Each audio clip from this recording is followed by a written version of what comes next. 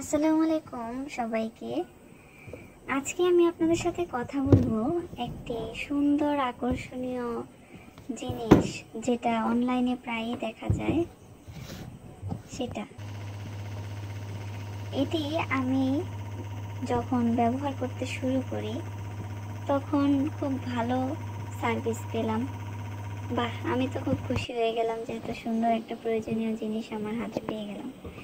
কিন্তু আমি এটির আসল রহস্য যখন উন্মোচন করি তখন তখন আমি অবাক হয়ে যাই যে কি পরিমাণ ধোঁকা আমি খেয়েছি। আসলে এটি এতটাই নিম্নমানের জিনিস দিয়ে বানানো এবং ভেজাল একটি পণ্য, উপরে স্টিলের একটি পাতলা একটা প্রলেপ দিয়ে রাখছে আর ভিতরে আপনার হালকা একটা প্লাস্টিক। তো এই জিনিসটা বাইরে থেকে দেখে মনে হচ্ছিল যে এটা একটা স্টিলের জিনিস, হ্যাঁ, স্টিলের একটা গ্রাইন্ডার, খুব সুন্দর দেখতে এবং দামও খুব বেশি না।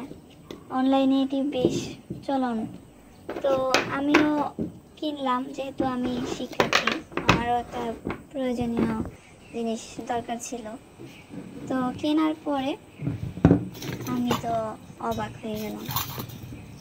এই যে একটা ব্লেড, এই ব্লেডটা মাত্র হয়তো একটু স্টিলের ছোঁয়া পেয়েছে, কিন্তু বাকি কোনো কিছুই আপনার ভালো না। এই যে তারগুলা দেখতে পাচ্ছেন, এই তারগুলা পর্যন্ত এতটাই নিম্নমানের। আমি দোকানে গিয়ে এগুলো কেটে আনছি, দোকানদার এগুলো দেখে বলতেছে যে এগুলো তো খুবই বাজে জিনিস।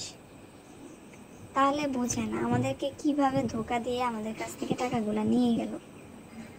এই ধরনের পণ্য আপনারা কিনা থেকে বিরত থাকবেন। দেখেন কি পরিমাণ ভেজাল জিনিস।